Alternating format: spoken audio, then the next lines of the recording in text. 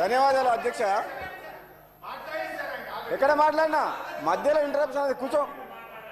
హరీష్ గారు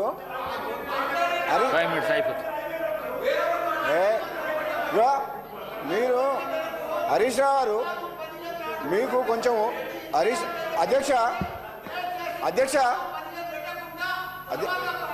అధ్యక్ష ఇప్పుడు మేము అధ్యక్ష 10 ఏళ్ల పాటు వాళ్ళ పరిపాలనలో ఎన్ని తప్పులు చేసినా సరే మేము అటుపక్క కూర్చొని గంటలు గంటలు ఉపన్యాసాలు ఇస్తుంటే మేము విన్నాం అధ్యక్ష. ఏదో ఒక మంచి కార్యక్రమం ఈ తెలంగాణ దక్షిణ తెలంగాణ ప్రజలకు అన్యాయం చేసే విషయంలో పార్టీలకు అతీతంగా మా గౌరవ ముఖ్యమంత్రి గారు మా నీటిపారుదల శాఖ మంత్రి గారు ఒక మంచి కళ్ళ కనబెట్టేట్టు మొత్తం నిజాలు చూపించింది. మీరు ఓపికతోడు వినండి, సలహాలు ఇవ్వండి, సలహాలు ఇవ్వండి. సలహాలు ఇస్తే మీరు ఏదైనా సలహాలు ఇస్తే తప్పకుండా ఈ ప్రభుత్వం స్వీకరిస్తేందుకు రెడీగా ఉంది.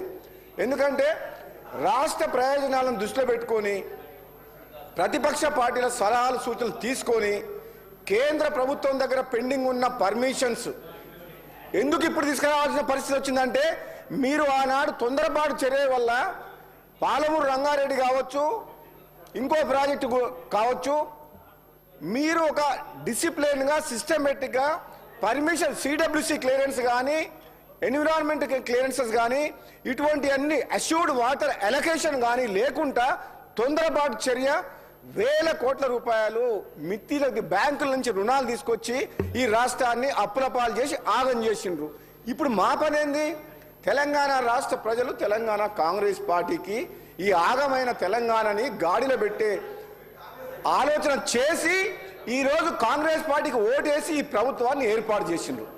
మేమేమంటున్నాం? మీ తప్పుల్ని మేము సరిదిద్దాం, మాకు సహకరించండి. మీలాగా మాకు స్వార్థం లేదు, అవినీతిలో కూరుకుపోలేదు. ఏ సెంటర్ గవర్నమెంట్కో భయపడి ఏ జగన్ మద్దతు కోసమో వ్యాపార లావాదేవీల కోసం చీకటి ఒప్పందాల కోసం ఈ కాంగ్రెస్ పార్టీ ప్రభుత్వం పని చేయదుగాక చేయదు. ఈ ప్రభుత్వం మీరందరూ కేఆర్ఎంబి నుంచి పర్మిషన్ తెచ్చుకోవాలి, సిడబ్ల్యూ నుంచి క్లియరెన్స్ రావాలని మీకు 10 సంవత్సరాల్లో రాని పర్మిషన్స్ మేము 6 నెలలు సంవత్సరం లోపల పర్మిషన్ తీసుకొచ్చి ప్రాజెక్టులు నడిపిస్తాం తప్పకుండా. ఎందుకంటే మీలాగా మాకు అవినీతి సొమ్ము లేదు, మేము ఎవరికి భయపడాల్సిన అవసరం లేదు. రాజీ లేకుండా పోరాటం చేస్తాం రాష్ట్ర హక్కుల కోసం, తెలంగాణ ప్రజల కోసం. హరీష్ రావు గారు మీకు ఓపిక ఉండాలి. ఎలాగూ మా ముఖ్యమంత్రి గారు ఏం చెప్పిండ్రు?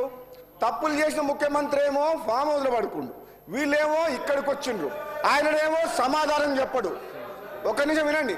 ఆయన అధ్యక్ష ఆయన పార్టీ మీటింగ్లకు పార్టీ ఆఫీస్కు పోరుబాటు చేసేందుకు పోతే కాలు నొప్పి లేదు, కానీ ప్రజా సమస్యల మీద మాట్లాడుతందుకు అసెంబ్లీలో ఇంత ఇంపార్టెంట్ చర్చ ఉన్నప్పుడు మాత్రం మీ ముఖ్యమంత్రి గారు రారు సభకు.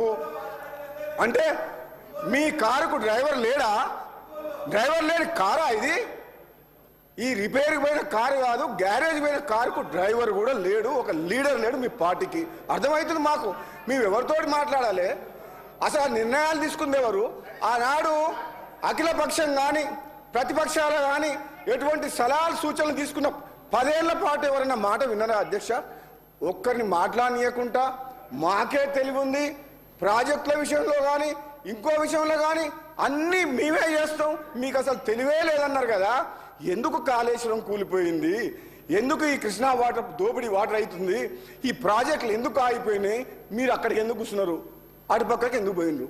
ఇక్కడ ఉన్నోళ్ళు ఇంకా మీకు